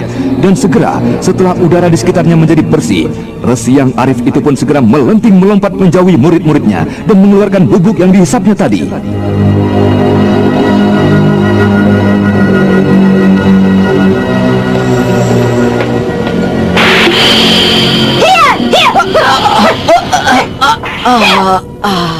Kakang Saka, bantu aku mengambil kitab Eyang Kurung. Apa sebenarnya yang telah terjadi dengan anak itu, Wulan? Sebentar, Eyang. Eyang akan segera tahu. Kakang, bawa kemari kitab itu. Ini Eyang, kitab-kitab yang dicuri Made. Oh, Kincir Metu. Dan, kitab-kitab perguruan Gualarang. Oh, iya. Jadi anak itu telah memasuki kamarku dan mengambil kitab-kitab ini. Mana anak kurang ajar itu? Hei, Jatis, kemarilah kau. Oh, Kakang Wanayasa. Anak itu sudah berbuat kegilaan padaku, Kakang. Ya. Anak itu telah membuat kesalahan pada seluruh isi padepokan ini. Pada seluruh isi padepokan? Ya. Apa maksud Kakang? Made Ludira mencoba untuk membawa keluar kitab-kitab ini. Ia telah berani memasuki kamarku dan mengambil kitab-kitab perguruan kita. Jadi anak itu benar-benar pencuri busuk. Bahkan dia adalah pembunuh licik. Apa maksudmu, Wulan? Untuk berhasil memasuki kamar Eyang, ia memancing semua isi padepokan ini, termasuk Eyang, untuk menjauhi dan meninggalkan kamar ini. Kau jangan menuduh sembarangan, Wulan. Anak itu memang telah melakukan kesalahan besar, mencuri kitab perguruan kita. Tapi kau tidak dapat menjatuhkan tuduhan seenaknya. Belum tentu anak itu yang melakukan pembunuhan pada tamu kita. Paman, kedatangan saya yang mendahului Kakang Seta dan Kakang Awu adalah guna membongkar kebusukan anak itu. Ya, marilah Jatis, dan kalian berdua ikut ke kamarku. Kita bicarakan semua itu di dalam sana. Baik, Kakang. Saya akan menyusul nanti setelah memberi sedikit pengarahan untuk penyelenggaraan mayat itu.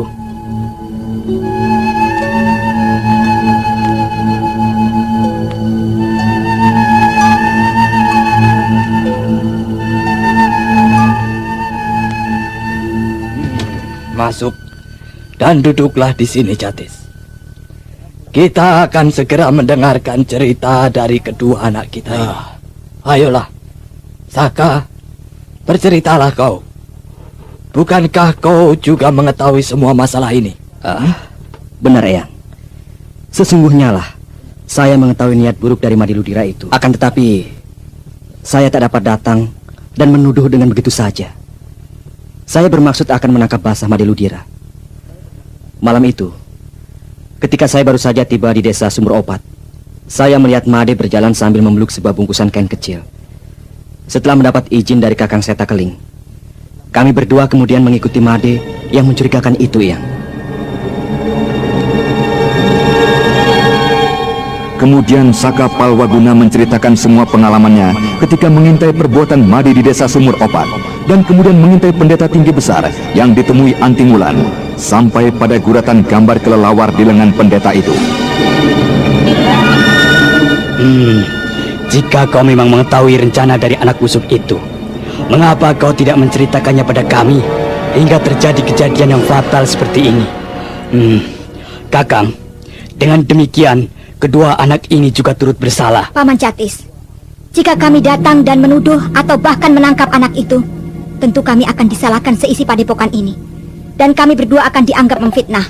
Ya, tapi dengan caramu itu, jadi berakibat seperti ini. Kau dapat melaporkan perbuatan anak itu padaku, dan aku sebagai pengasuhnya yang langsung akan mempertimbangkan hal itu. Mana mungkin hal itu dapat terjadi, Paman Jatis? Saya tak dapat menang jika tanpa bukti. Peristiwa tadi saja dapat dijadikan contoh. Made yang saat itu sudah tertangkap basah oleh saya, jelas-jelas sudah terbukti. Saya masih tak dapat berbicara banyak. Paman menyingkirkan saya. Sudahlah Jatis. Sudahlah Wulan. Kita memang tidak dapat menolak apapun yang telah digariskan oleh Dewata. Pembunuhan itu agaknya memang sudah harus terjadi. Sekarang yang justru menjadi masalah adalah kehadiran tokoh yang benar-benar amat merisaukan hatiku. Eyang, siapakah mereka itu? Apakah Eyang dapat mengetahui ciri-ciri orang itu dari gambar kelelawar yang berada di lengannya? Saat itu kira-kira 30 tahun yang lalu, pamanmu Jatis juga belum masuk ke perguruannya. Perguruan kami, yaitu Cakrabuana. ya, Cakrabuana. Saat itu hiduplah seorang tokoh yang amat puas dan ganas. Tak ada seorang pun yang dapat mengatasi kesaktiannya. Namanya, tak seorang pun yang tahu, begitu juga asal-usulnya. Dia hadir dengan begitu saja di tanah Jawa ini, malang melintang, dan menjatuhkan semua tokoh sakti di tanah Jawa dan Pasundan ini. Orang itu dikenal dengan nama si Jerangkong Hidup. Karena bentuk tubuhnya saat itu bisa dikatakan lebih mirip dengan mayat daripada manusia hidup. Tubuhnya hanyalah terdiri dari tulang yang hanya sedikit dibungkus kulit. Lalu, apa hubungannya dengan pendeta yang saya temui itu, Eyang? Begini, Wulan. Jurus andalannya yang menjatuhkan semua tokoh-tokoh sakti di dunia kependekaran ini. Maksudku, dunia kependekaran di tanah Jawa dan Pasundan saat itu adalah jurus kelelawar sakti. Iblis buas itu dapat bertempur seakan-akan tidak menginjak dan menyentuh tanah. Ia menyerang musuh-musuhnya bagaikan kelelawar sakti dari angkasa. Eyang, apakah Eyang menduga bahwa pendeta yang kami jumpai adalah salah satu ahli warisnya? Aku tidak mengharapkan begitu.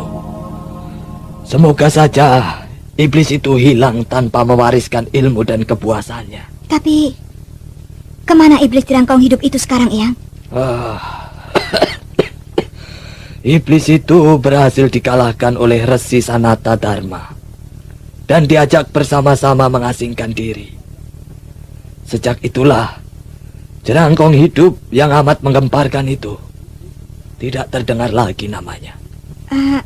Apakah saat itu Eyang tidak dapat mengalahkannya? Saat itu guruku pun yang telah menguasai kincir metu sampai ke tingkat 9 belum dapat mengalahkannya. Bahkan jika Resi Sanata Dharma tidak menolongnya, guruku pasti akan mati di tangan iblis itu. Oleh karena itu, aku mendirikan padepokan ini bersama-sama dengan Jatis, pamanmu, dengan maksud untuk dapat berkonsentrasi mempelajari kincir metu hingga ke tingkat terakhir, yaitu tingkat ke-10. Aku yakin jika kita berhasil mempelajari kincir metu hingga ke tingkat yang ke-10, padepokan kita akan semakin disegani. Dan kita pun dapat membantu mengamankan tanah Pasundan ini dari rongrongan iblis manapun. Eyang? Iya. Saya dengar dari Paman Jatis, Eyang sudah berhasil menguasai tingkat ke-9 dari kincir metu. Ya. Itu memang benar. Aku yang bodoh ini baru berhasil membuka tabir rahasia jurus perguruanku sampai ke tingkat ke-9. Bagus sekali, Eyang. Dengan jurus yang sekarang pun, Gua Larang sudah disegani di dunia kependekaran Jawa dan Pasundan. Apalagi Eyang berhasil meningkat sampai ke tingkat 9. Ya, untuk itulah aku ingin agar kau segera memiliki semua yang kumiliki ini. Umurku sudah lanjut. Mungkin tidak lama lagi aku akan meninggalkan dunia ini. Eyang belumlah terlalu tua. Bukankah Eyang pernah cerita umur dari guru Eyang Mamangkuraya lebih dari 100 tahun? Dibanding dengan guru Eyang Mamangkuraya, Eyang masih jauh lebih muda. Iya, itu memang benar, Wulan. Guruku Mamangkuraya adalah seorang yang sangat arif dan bijaksana. Oleh karena itu, Dewata memberkahi umur panjang padanya. Tapi... Sudahlah, Anting. Aku harus kembali menjenguk jenazah tamuku dan mempersiapkan penyelenggaraan upacara nanti siang. Kau belum lagi beristirahat sejak kedatanganmu pagi-pagi tadi. Sudahlah, beristirahatlah dulu. Anda sedang mendengarkan Ravanda Channel. Demikianlah akhirnya, setelah merasa tugasnya selesai, kedua remaja itu berpisah, masing-masing masuk ke biliknya. Sedangkan Mbah Jatis yang merasa terpukul dengan perbuatan muridnya Made Ludira menjadi berang dan menemui Made di ruang khusus yang dijaga oleh beberapa orang saudaranya. Anak bejat, merangkaklah kau ke dekatku sini. Ayo merangkak. Kurang ajar, anak tidak tahu diri. Rasakan ini, rasakan ini. Ayo, coba kau jelaskan. Siapa pendeta kawanmu itu? Pendeta? Pendeta siapa yang guru maksudkan? Masih kau berlagak bodoh lagi. Cepat katakan, siapa pendeta yang kau temui di desa Sumur Opat? Yang akan mengupahmu dengan butir-butir batu berharga itu. Dari mana guru mengetahui semua itu? Kedua anak itu melihatmu sedang mengadakan pertemuan dengan pendeta itu. Ayo, katakan siapa orang itu. Saya tidak tahu banyak tentang orang itu, guru. Saya bertemu dengannya ketika saya sedang main gila dengan wanita. Sedang berjudi di pinggiran desa Sumur Opat. Benar, guru. Ampunkan saya. Perbuatanmu melakukan perjudian dan bermain gila dengan wanita masih ada hukuman dan masa pertobatannya. Akan tetapi, untuk pencurian dan pembunuhan tak ada peraturan dalam perguruan kita. Karena selama ini, Eyang Resi tidak pernah membayangkan akan mempunyai murid dan anggota yang dapat melakukan perbuatan murtad dan biadab seperti yang kau lakukan itu. Untuk itu, aku serahkan masalahmu ini pada Kakang Wanayasa. Ampunkan saya, guru. Ampunkan. Saat itu, saya serasa tak mempunyai pilihan lain, guru. Ampunkan saya, guru. Ampunkan. Di mana orang itu sekarang berada? Pendeta yang menyuruhmu melakukan perbuatan biadab itu? Dia berada di sekitar Sungai Kering, guru. Tak jauh dari pinggiran desa Sumur Opat. Akan kuberi pelajaran pendeta biadab itu. Dan kubawa menghadap Kakang Wanayasa. Hati-hati, guru. Pendeta itu mempunyai kesaktian yang tinggi. Pukulan-pukulan yang kulancarkan dapat diterimanya dengan dada terbuka. Tentu saja. Jika itu pukulan dari kau yang bodoh, akan kulihat apakah dia dan juga gurunya akan mampu menahan amukanku. Jatis Sarompa dari Gua Larang. Sekelompok pendeta atas undangan dari Resi Wanayasa berkumpul mengadakan upacara memohon datangnya hujan guna mengatasi kemarau yang berkepanjangan. Mereka berkumpul mengitari 9 mata air dewa yang menjadi tempat suci mereka. Setelah selesai dengan kidung-kidung pujian, kemudian mereka satu persatu menciduk air yang mulai berkurang kederasannya dari 9 mata air dewa, dan kemudian mereka berkeliling sambil memercikan air itu ke udara dan ke tanah-tanah kering di sekitar mereka.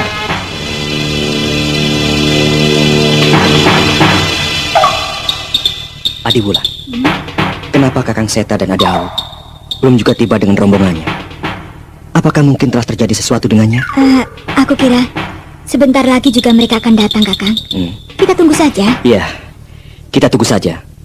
Mudah-mudahan tidak terjadi sesuatu apapun dengan rombongan itu. Hei, lihat itu. Ada seorang penunggang kuda yang menuju ke padepokan kita. Ayo, Kakang, kita tunggu di pintu pagar padepokan. Maaf, sahabat. Siapakah Anda? Dan apakah tujuan Anda mengunjungi padepokan kami? Penunggang kuda tersebut sesaat terhenyak. Akan tetapi, ketika ia menyadari di mana ia berada, segera saja ia melompat turun dari kudanya. Kenapa padepokan ini kelihatan tidak seperti biasa? Sepi sekali. Aku tidak banyak melihat murid dan penghuni padepokan ini hilir mudik. Kami sedang mengadakan upacara sembahyang di belakang padepokan kami. Ada yang bisa kami bantu, kawan? Jika upacara itu sudah selesai, aku ingin bertemu dengan Sang Resi. Aku datang membawa pesan dari Mahaprabu sana, dari Galuh. Kalau begitu, mari silakan masuk dan menunggu sebentar di dalam. Baiklah. Hea, hea, hea, hea, hea.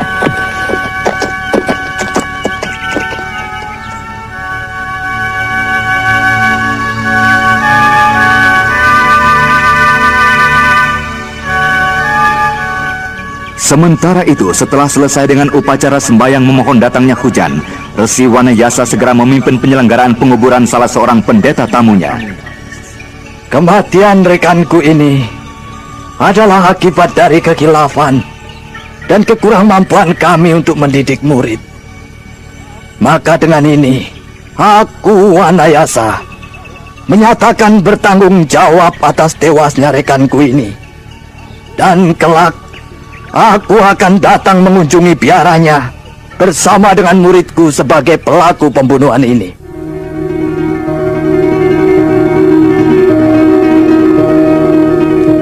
Tidak lama setelah penyelenggaraan penguburan dilakukan oleh Sang Resi, para undangan diminta kembali untuk beristirahat. Dan kemudian, Resi Wanayasa memanggil kedua muridnya Saka dan Anting. Ada apa, Eyang? Eyang memanggil saya? Aku tidak melihat Jatis sejak upacara ini dimulai.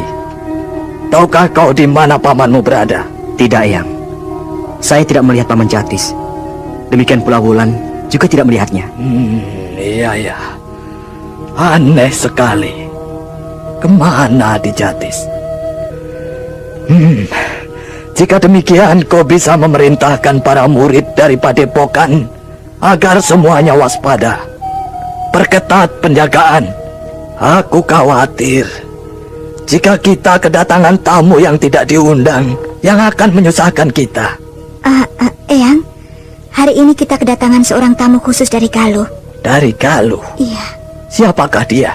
Utusan dari kerajaan Galuh, dari Mahaprabu sana. Oh iya, dari sana, kemenakanku. Lalu di mana dia sekarang? Suruh segera menghadapku. Dan kau Saka, laksanakan perintahku tadi. Perketat penjagaan di sekitar padepokan. Baik, Eyang.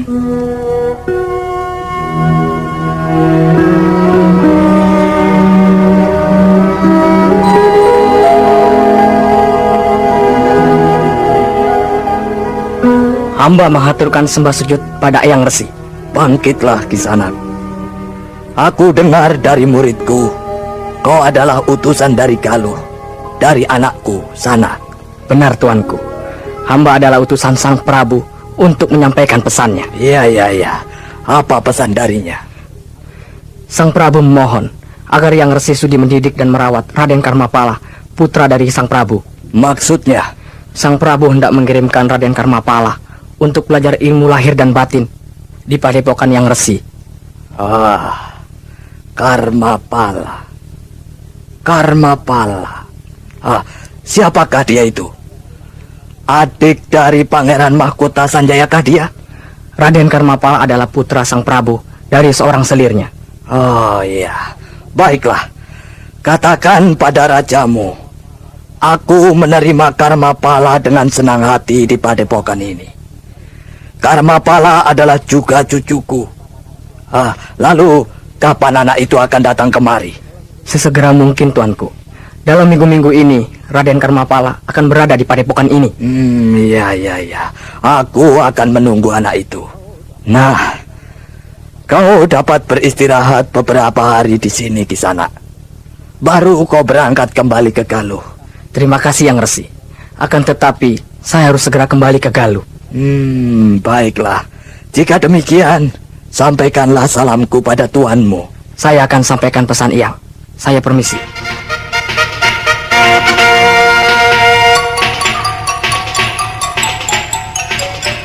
Pagi harinya, setelah ditinggalkan oleh Saka Palwaguna dan Anting Wulan, rombongan Raden Setakling dan kawan-kawannya beristirahat beberapa saat untuk segera melanjutkan perjalanannya. Dan ketika matahari telah memancarkan panas paginya, Raden Setakling pun mengisyaratkan rombongannya untuk meninggalkan sumur obat.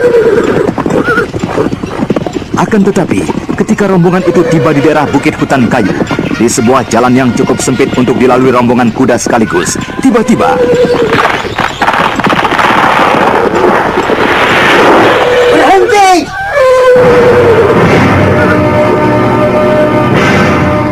Siapakah Kisanak yang mengganggu perjalanan kami? Keluarlah! Jangan hanya bersembunyi saja seperti babi pengecut! Kakak, ya, kita lihat ke depan sana. Kita coba cari orang itu. Jangan, Adiawu. Biarkan saja mereka yang datang kemari.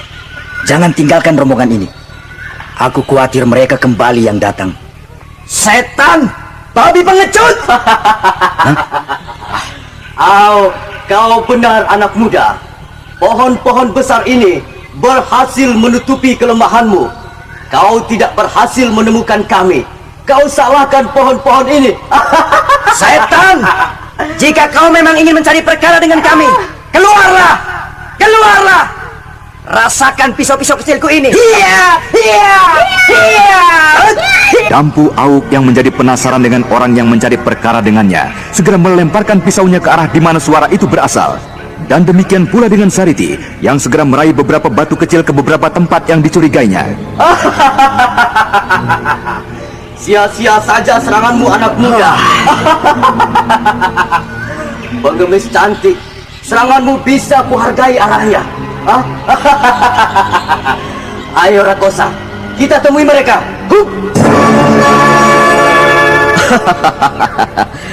Inilah aku, anak muda. Akulah yang mengganggu perjalanan kalian. Hei, siapakah kalian berdua? Dan apakah maksud kalian mengganggu perjalanan kami? Kau benar, Rakosa. Agaknya mereka berdua adalah murid-murid dari Gua Larang. Saya semakin pasti ketika melihat arah perjalanannya. Kakak, ya. Agaknya salah satu dari mereka adalah pendeta maling itu. Tuan pendeta, menyingkirlah dari hadapan kami. Dan biarkanlah kami melanjutkan perjalanan kami. Guru, serahkanlah mereka semua pada saya. Saya akan mencoba mengurus anak-anak sombong dari Gua Larang ini. Silahkan Rakosa. Tapi hati-hatilah. Mereka kelihatannya cukup tangguh. Jangan khawatir, Guru. Aku akan mencoba menjinakkannya. Anak-anak muda, dengarlah. Aku sengaja menghadang di sini ketika aku melihat dan mencurigai kalian pagi tadi di sumur opat. Apa maksudmu? Aku mencurigaimu adalah anak murid dari Gua Larang. Ya, memang aku dan saudaraku ini adalah murid dari padepokan Gua Larang. Lalu apa maksudmu menghadang kami di sini? Aku akan mencoba dan membuktikan sendiri kehebatan dari Kincir Metu. Dan sekaligus saat ini, aku akan menyatakan pada dunia kependekaran Pasundan dan Jawa bahwa Kincir Metu bukanlah termasuk dalam jajaran ilmu klasal. Justru saat ini, aku akan membuktikannya sendiri bahwa Kincir Metu bukanlah apa-apa bagiku. Jika demikian, apa maksudmu menghendaki kitab Kincir Metu? Hei, bagaimana bocah itu bisa mengetahui itu, Rakosa? Saya juga tidak mengerti, Guru. Lihat, Kakang, Nyai, kedua pencuri itu kini saling ribut sendiri. Bocah-bocah gila. Agaknya kalian telah mendapat bisikan dari setan tentang maksud kedatanganku kemari. Baiklah, kuakui kedatanganku kemari memang untuk mengambil kitab itu dari padepokanmu. Pendeta Edan, kau kira untuk mengambil kitab dari padepokan kami semudah mengambil jagung di kebun petani? Rakosapala, beri ajaran mereka. Baik, Guru. Beberapa saat kemudian, jubah panjang yang dikenakannya menggelembung besar, berisikan dengan kekuatan yang amat dahsyat. Dan kemudian, dengan menghentakkan tongkat besar yang dipegangnya, tubuhnya melayang naik ke angkasa. Iya. Serahkan pendeta busuk itu kepada aku. Hati-hati, Aryawu. Layani dia dengan kincir ngapung. Iya. Jangan khawatir, Kakak. Iya. Agaknya benar. Gambar yang di lengannya merupakan ciri dari perguruannya. Lihatlah, Kakang. Gerak dari pendeta itu. Serangan-serangan yang dilancarkan dari udara. Mirip dengan gerak kelelawar. Iya. Kau benar, Nyai.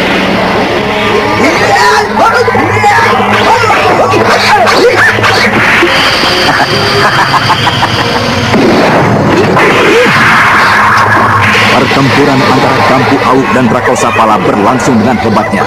Serangan demi serangan saling mereka lancarkan. Sengatan-sengatan ganas dari jurus kelelawar sakti dari pendeta Rakosapala dengan kelincahan jurus kincir ngapung berhasil dipunahkan. Dan demikian pula, kincir ngapung pun hingga saat ini belum dapat mendesak kelelawar sakti.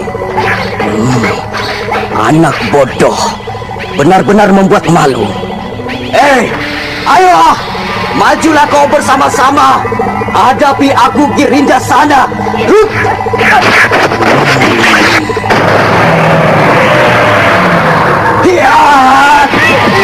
Kakang, biarlah aku membantumu menghadapi pendeta itu. Baiklah, Nyai. Akan tetapi berhati-hatilah. Agaknya pendeta ini sangat hebat kepandaiannya. Aku akan berhati-hati, Kakang.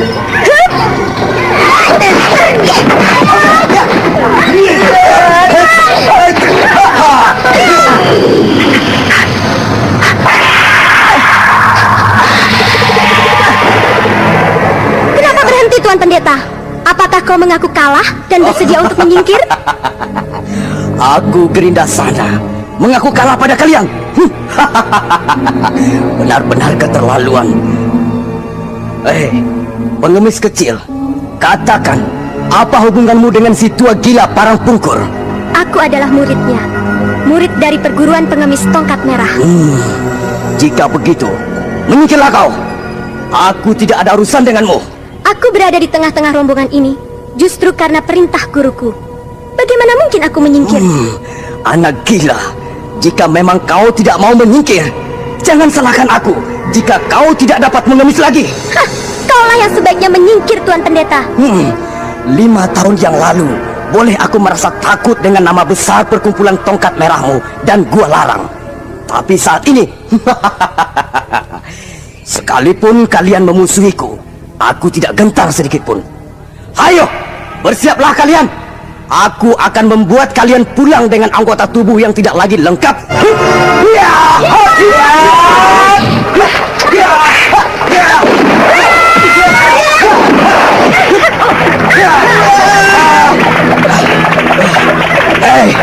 Anak muda, jika dalam beberapa jurus lagi aku tak dapat mengalahkanmu, aku akan segera mengasingkan diri dari dunia kependekaran ini.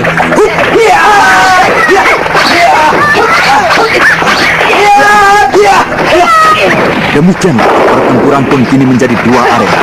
Dampu Awuk dengan Rakosapala, Raden Setakling bersama dengan pengemis wanita murid dari Parang Pungkur melawan pendeta Girinda sana. Angin pukulan yang berbahaya dan juga menerbangkan batu-batu itu membuat Rara Angker, Raden Purbaya dan Cempaka menyingkir jauh dari arena.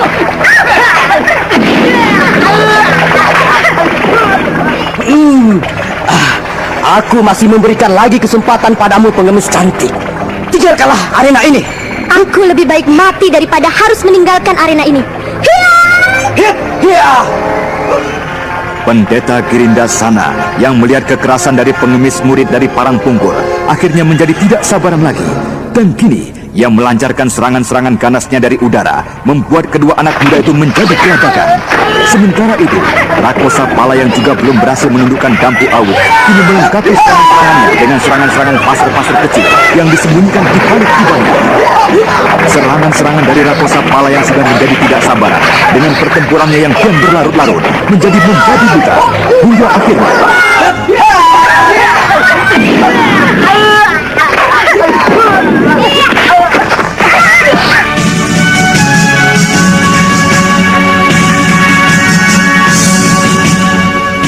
Dampu Auk yang melihat serangan-serangan pasar yang berhasil dielakkannya mengenai Rara Anggen menjadi semakin kalap dan membalas serangan-serangan dari Rakosa Pala dan tanpa memperhitungkan lagi keselamatan dirinya. Nah, para pendengar sekalian, apakah yang terjadi dengan Rara Anggen dan bagaimana dengan akhir dari pertempuran di Bukit Hutan Kayu? Apakah Raden Setakeling akan berhasil membawa rombongannya selamat tiba di tujuan? Untuk mengetahui semua jawabannya, ikutilah kelanjutan dari kisah Babat Tanah Leluhur. Sampai jumpa.